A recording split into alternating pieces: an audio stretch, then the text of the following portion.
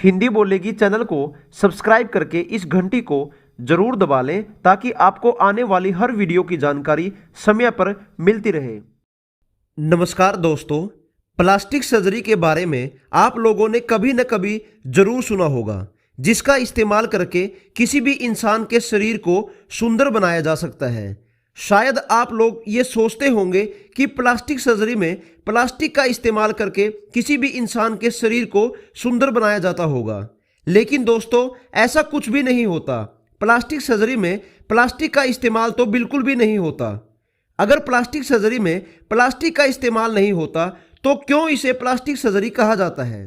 तो दोस्तों इस वीडियो में हम आपको पूरे विस्तार से समझाएंगे कि प्लास्टिक सर्जरी क्या है, प्लास्टिक सर्जरी कैसे की जाती है और इसका नाम प्लास्टिक सर्जरी ही क्यों पड़ा। तो चलिए सबसे पहले तो आपको ये बताते हैं कि प्लास्टिक सर्जरी में प्लास्टिक का क्या मतलब है। प्लास्टिक सर्जरी में प्लास्टिक शब्द ग्रीक शब्द प्लास्टिको से बना है और ग्रीक भाषा में प्लास्टिको का मतलब होता है तैयार करना या बनाना।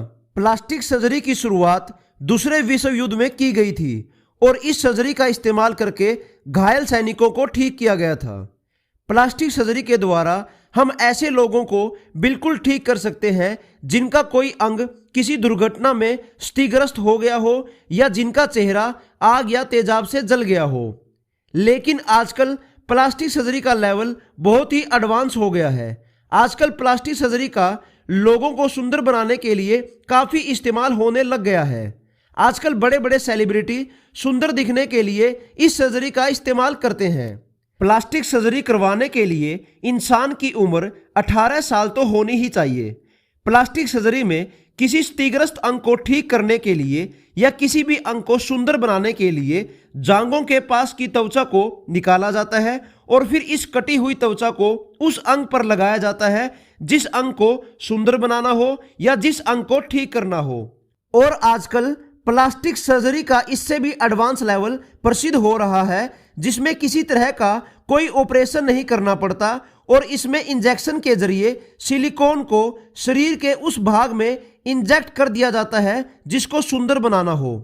प्लास्टिक सर्जरी सुनने में चाहे आसान सी लगती है, लेकिन ये सर्जरी काफ़ी मुश्किल होती है और बहुत महंगी भी होती है। इस सर्जरी को करवाते हुए शरीर का कोई अंग हमेशा के लिए खराब भी हो सकता है। इसलिए प्लास्टिक सर्जरी करवाते हुए बहुत सावधानियां बरतनी पड़ती हैं।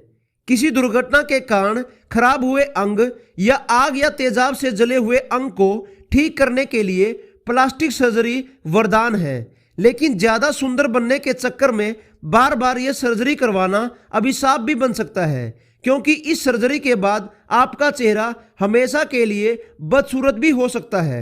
इसलिए हमेशा महंगे और क्वालिफाइड डॉक्टर से ही प्लास्टिक सर्जरी करवाएं, क्योंकि सस्ती सर्जरी के चक्कर में आप हमेशा के लिए अपना चेहरा बदसूरत भी करवा सकते हैं।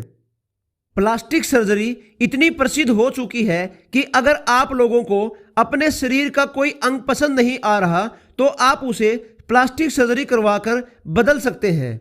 इस सर्जरी को करवाने में काफ़ी समय और काफ़ी पैसा लगता है, इसलिए आम इंसान इसे नहीं करवा सकता।